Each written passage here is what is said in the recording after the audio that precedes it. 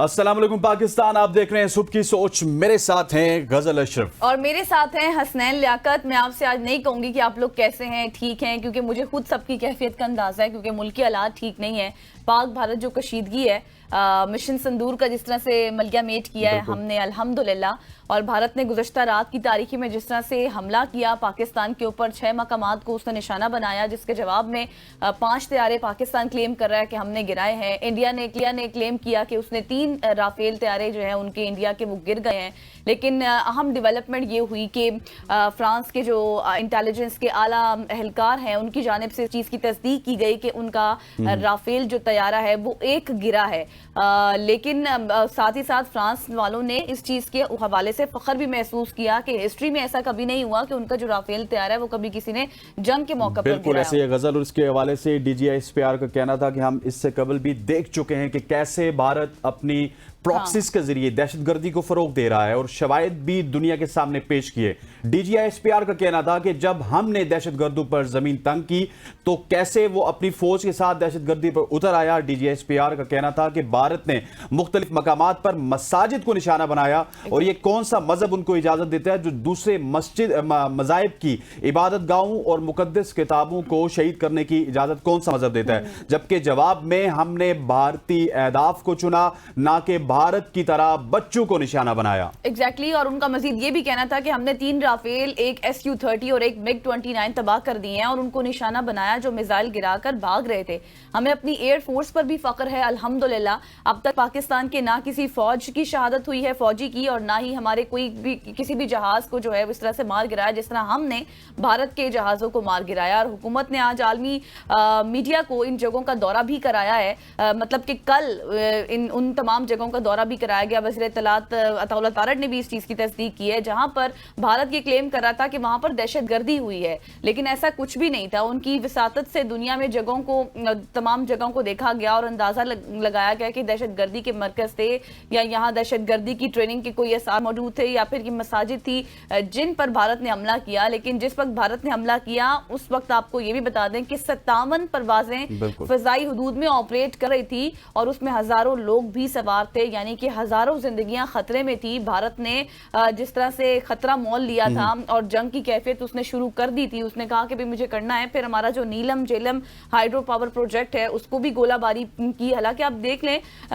जितनी भी war conventions हैं या फिर आप चार्टर देख लें अक़वाम मुत्तहिदा के तहत जो हों, उसमें ये बात वाज़ेह तौर पर है कि कभी भी आप किसी के आबी ज़खायर या फिर आप ख़वातीन को, बच्चों को निशाना नहीं बना सकते। लेकिन भारत की इस तरह की हट धर्मी कि वो तो जंगी अदाबों को भी भूल गया है। बिल्कुल ऐसी है गजल, बिल्कुल ऐसी है। और इसके अलावा अगर कौमी सलामती मीटिंग की बात की जाए तो उसमें तय पाया कि अक़वाम मुत्तहिदा के आर्टिकल 51 के तहत पाकिस्तान दिफा का हक तस्लीम करता है और इस्तेमाल करेगा, और मुसल्लह अफवाज को इख्तियार दिया है कि वो मुनासिब वक्त, जगह और तरीके से जवाब दे। और दूसरी जानिब कौमी असम्बली में तमाम सियासी क़यादत ने भारत के इस इक़दाम की मजम्मत की और दुश्मन के खिलाफ यकजबा होने का फैसला किया। वज़ीर आज़म का कहना था कि भारत को फाश गलती का खमियाजा जरूर भुगतना पड़ेगा, और पाकिस्तान के खौफ में मुब्तला भारत ने अपने 21 एयरपोर्ट्स भी बंद कर दिए हैं। एग्जैक्टली। और इसके साथ साथ कल रात को भी DGISPR की तरफ से एक प्रेस कॉन्फ्रेंस की गई है। अताउल्लाह तारड़ ने भी कहा है कि भारतीय फौज ने सफेद झंडा लहराकर शिकस्त को वाज़ेह तौर पर तस्लीम कर लिया है, जबकि पाक फौज की जानिब से दुश्मन को भारी नुकसान उठाना पड़ा है। और सिक्योरिटी जरा ये बता रहे हैं कि LOC के चोरा कम्प्लेक्स पर, इसके साथ साथ जितने भी जो डिफरेंट सेक्टर्स हैं उनके ऊपर भी जिस तरह से हमला किया गया और सफेद झंडे लहरा दिए गए हैं, जिसका वाज़ेह तौर पर यह मकसद है कि भारत अमन चाह रहा है और शिकस्त को अपनी तस्लीम कर रहा है। बिल्कुल। ख्वाजा आसिफ वज़ीर दिफा ने उन्होंने कहा कि पाकिस्तान ने खबरदार किया है कि अगर भारत अपने हथकंडू से बाज ना आया तो दोनों ममालिक के दरमियान जंग, न्यूक्लियर जंग भी बन सकती है। ख्वाजा आसिफ का मजीद कहना था कि अगर दोनों ममालिक के दरमियान न्यूक्लियर जंग छिड़ी तो इसका जिम्मेदार भी भारत होगा। एग्जैक्टली। और इसी तमाम सूरत हाल पर हमें बात करने के लिए ज्वाइन कर चुके हैं ब्रिगेडियर मसूद अहमद खान साहब, डिफेंस सर। बहुत शुक्रिया आपके वक्त के लिए। हम अब से 2 रोज पहले भी ये बात कर रहे थे और कल हमने जो भी सिचुएशन हुई आपके सामने थी, जिस तरह से भारत ने रात की तारीखी में हमला किया, हमने जवाब दिया। सर, अब सब लोगों का एक सवाल है और सब ये जानने की कोशिश कर रहे हैं कि अब क्या मजीद जंग होगी, पाकिस्तान जवाब देगा या फिर नहीं? जी बहुत शुक्रिया। देखिए, एक तो उनका ऑपरेशन का नाम संदूर था, तो संदूर तो हमने उनको लगा के वापस भेज दिया और फिर वो तंदूर भी बन गया था उनके लिए। और जिस तरीके से हमारा जवाब दिया हमारे ख्याल में हिस्ट्री है, और उसमें 5 जहाज गिरे हैं, 3 राफेल हैं। और अगर आपको याद हो 2019 में वो मोदी साहब कह रहे थे काश हमारे पास राफेल होते तो हम ये बिल्कुल। करते वो करते, हम हिस्ट्री चेंज करते। लेकिन राफेल भी थे, लेकिन वो नालायक के अंदर अभिनंदन टाइप लोग बैठे हुए थे, तो वो राफेल को फ्रांस को भी लेट डाउन करवाया इन्होंने। अब देखें कि दैट वाज जो हमने रिएक्ट किया, दैट वाज डिफेंस के तौर पे किया हमने। अब हमने तो बदला लेना है जो हमारे सिविलियंस को टारगेट किया गया, और खवातीन थे, बच्चे थे, और स्पेशली इस बिना पे कि यहाँ पे नाम निहाद कैंप्स थे। अभी असल कैंप तो इंडिया चला रहा है, इंडिया की हिस्ट्री रही है। 66 कैंप्स थे अफगानिस्तान में जो ब्रास के लिए चला रहे थे, फितना और ख्वारिज के लिए चला रहे थे, और 21 कैंप्स थे राजस्थान और इंडियन गुजरात में।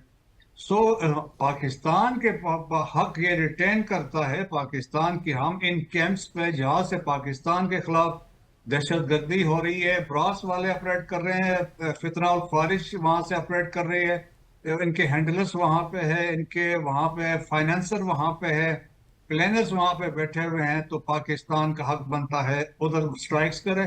सेकंड इंपॉर्टेंट थिंग जो डेवलपमेंट हम हुई है, that is Neelam Jhelum target बना है, which is a serious development. Pakistan ने ऑलरेडी वार्न किया था कि पाकिस्तान के लिए पानी बहुत इंपॉर्टेंट है, इस पे हम किसी हद तक जा सकते हैं। और दैट मीन्स कि फुल स्पेक्ट्रम की बात हमने की हुई है कि हम इस पे कोई कंप्रोमाइज नहीं करेंगे।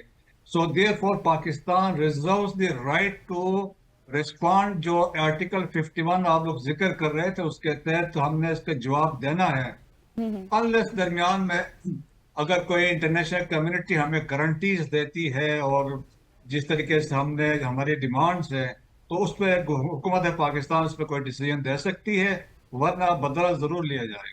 लेकिन बरगद साहब मुझे ये बताइएगा कि अगर गारंटीज के ऊपर पाकिस्तान गवर्नमेंट चुप हो गई या फिर अफवाज पाकिस्तान ने कोई हमला ना किया, तो फिर तो वो जब चाहेंगे जिस तरह चाहेंगे भावलपुर को उन्होंने निशाना बनाया, वो लाहौर इस्लामाबाद को भी निशाना बना सकते हैं। वो तो गजा वाली सूरत हाल क्रिएट करना चाहते हैं। जवाब देना बहुत लाजमी है सर।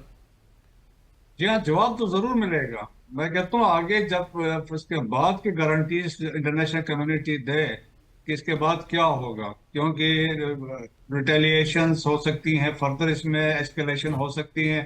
अल्टीमेटली हम इसमें फिर जाके एक सिचुएशन ऐसी आएगी जहाँ पे न्यूक्लियर वेपन्स की बात होगी, और न्यूक्लियर वेपन्स के बहुत कॉन्सिक्वेंसेस आप बंदा सोच भी नहीं सकता। रिसेंट एक स्टडी आई थी कि उन्होंने कहा था कि अगर पाकिस्तान और इंडिया में न्यूक्लियर जंग होती है और उसके बाद कहते हैं नेक्स्ट 2 वीक्स में पूरी दुनिया में इसके क्लाउड्स छा जाएंगे, और क्लाउड्स की हाइट जो होगी 15 से 50 मील होगी, और अच्छा। कोई बारिश नहीं होगी। और इसमें कहते हैं अगले 1 से 2 साल में 1 से 2 अरब लोग मर जाएंगे भूख से, स्टारवेशन से। That is the impact of nuclear weapons. So therefore, it is the responsibility of international community that should realize that the core issue between Pakistan and India is the Jammu and Kashmir, और इसके guarantees दे। और India को ये है कि हम कह रहे हैं कि वो थानेदार बनने की कोशिश ना करें।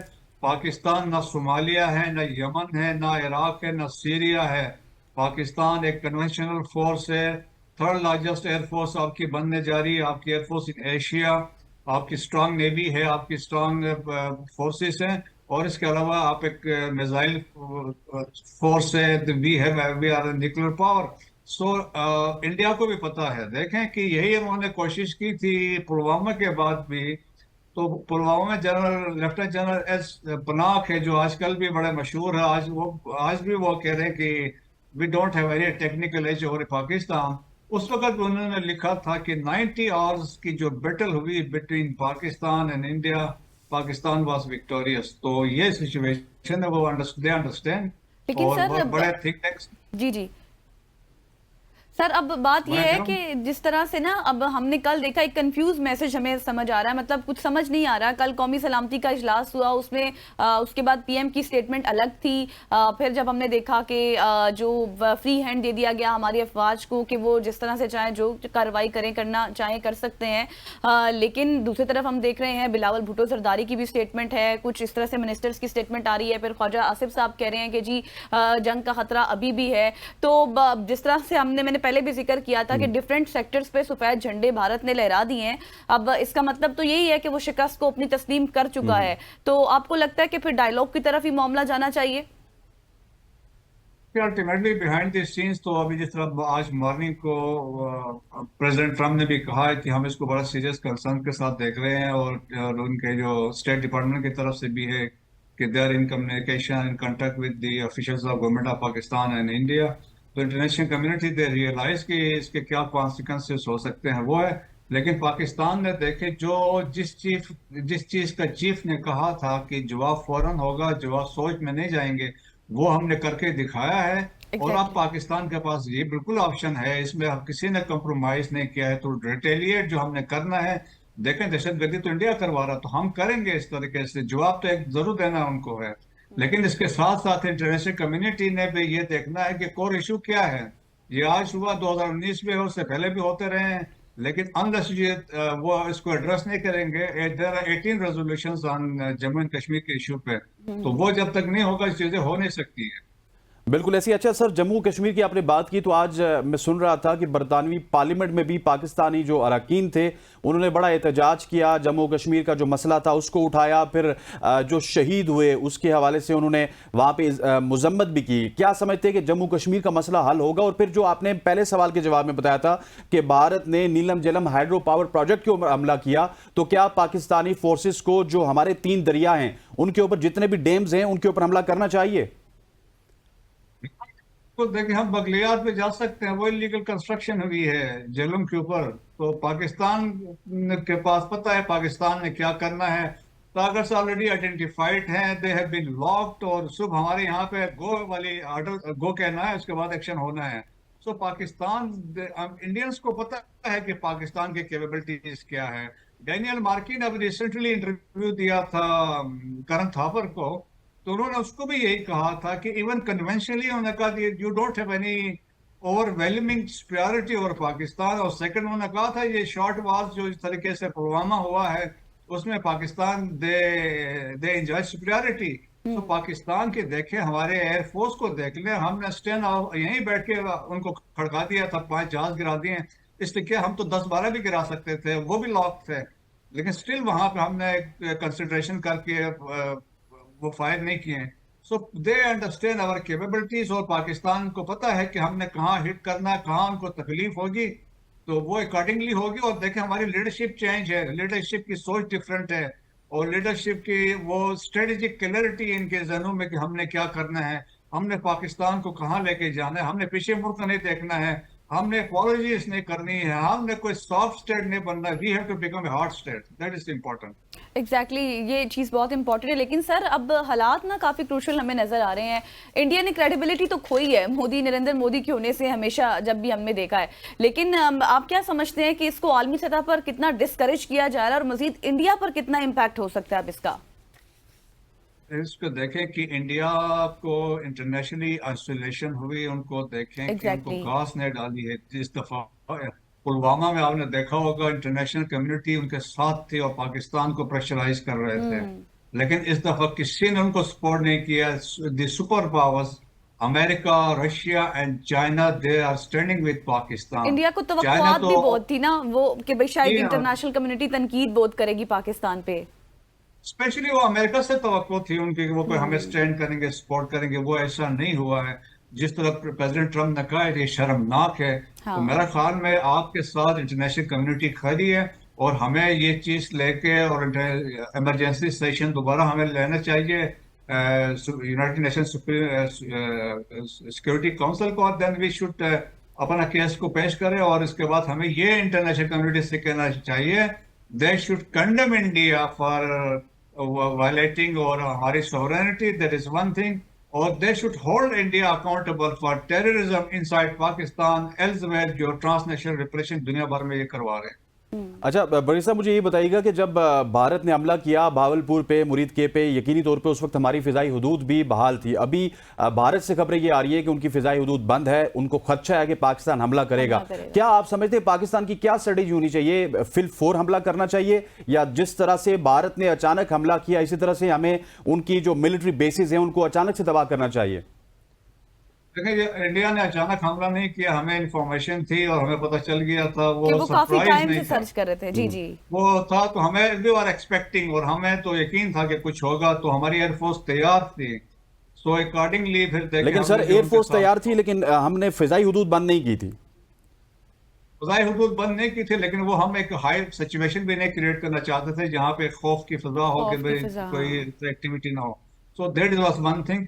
और इसके अलावा ये है कि पाकिस्तान के देखे टारगेट्स हमें पता है हमने कहाँ पे क्या करना है। तो अब इंडिया में खौफ है कि फियर आ गया है, उनको पता है 5 जहाज भी गिर गए हैं, और आर्मी, एयरफोर्स और नेवी के अंदर दिस ए डिवीजन है, डीप इंटरनल क्राइसिस है, लोगों की वहां पे रिमूवल्स हुई हैं, पोस्टिंग्स हो गई हैं। सो जो कंफ्यूजन है, यूनिटें आपस में लड़ पड़ी हैं। आपने कहा ना कि सफेद झंडे लहरा रहे हैं, ये पुराने वक्तों में होता था जब सलाउद्दीन अयूबी के वक्त के जंगे हो, या ये तुगरल वाले के, उसमें हम देखते थे कि सफेद झंडे लेके आते थे कि ये माफ कर दे, सरेंडर कर रहे हैं। ये वो वक्त आया है, that is the impact of the arm forces, आपके ग्राउंड फोर्सेस। और हमने देखे 2 ब्रिगेड हेडक्वार्टर तबाह किए हैं। एक ब्रिगेड हेडक्वार्टर में ऑलमोस्ट 150 की स्ट्रेंथ पीछे होती है जो ब्रिगेड हेडक्वार्टर को रन करती है, और इस बटालियन हेडक्वार्टर 100 से प्लस बंदा वहां पे होता है। बहुत सारी बड़ी पोस्टें हमने तबाह की हैं। तो इसका मतलब है कि हंड्रेड्स के प्लस हमने बंदे मारे उनके, अभी विजुअल्स भी आ रहे हैं डेड बॉडीज के। हमने जो तबाही मचाई आप सोच नहीं सकते हैं। अब इंडिया जो मीडिया है, गोदी मीडिया है, उसको कवर अप कर रहा है, स्टोरीज नैरेटिव्स जो मिल रहे हैं उनको कर रहा है, लेकिन उनके जो सेन माइंड्स हैं, या इंटरनेशनल कम्युनिटी है, या राइटर्स है, या दूसरे इदारे, उनको पता है कि इंडिया के साथ तो हाथ हो गया है, उस संदूर तंदूर बन गया है। सही हो गया। लेकिन सर अब सूरत हाल ये है ना कि लोगों में, अगर मैं आम कम्युनिटी की बात करूं तो एक खौफ खरास फैला हुआ है। हर कोई ये जानना चाहता है अच्छा जंग होगी, जैसे कल भी एक इमरजेंसी नाफिज हो गई थी, तमाम स्कूल कॉलेजेस बंद हो गए थे, मतलब एक मामला ठीक नहीं लग रहे हैं। तो अब आपको नहीं लगता कि मामला किसी हद तक हमें डायलॉग की तरफ भी लेकर जाना चाहिए? जब इसराइल और हमास कतर की सालिसी में बैठ सकते हैं, अमेरिका और ईरान बैठकर मुज़ाकरात कर सकते हैं, then why not Pakistan and India? आपको लगता है कि जो बड़े ममालिक हैं वो मुज़ाकरात की तरफ या फिर कोई किरदार अदा कर सकते हैं, या उनको करना चाहिए? यहाँ देखिए, मुज़ाकरात से तो कोई इनकार नहीं कर सकता है। Diplomacy is the first choice, वो हमेशा होती है। हम अफगानिस्तान के साथ भी करते रहे हैं, इंडिया के साथ भी करेंगे, और ऑलरेडी बातचीत चल रही है। अमेरिकन दे आर इन, बाकी जो कंट्रीज है, जो दोस्त ममालिक है, दे आर हैं बिहाइंड द डोर, वो बातचीत चल रही है। लेकिन एक चीज वेरी क्लियर है, जो चीफ ऑफ आर्मी साहब ने कैटेगोरिकली कहा है, we will not compromise on our sovereignty and territorial integrity पे कोई बातचीत पे कोई उस पर कंप्रोमाइज नहीं होगा।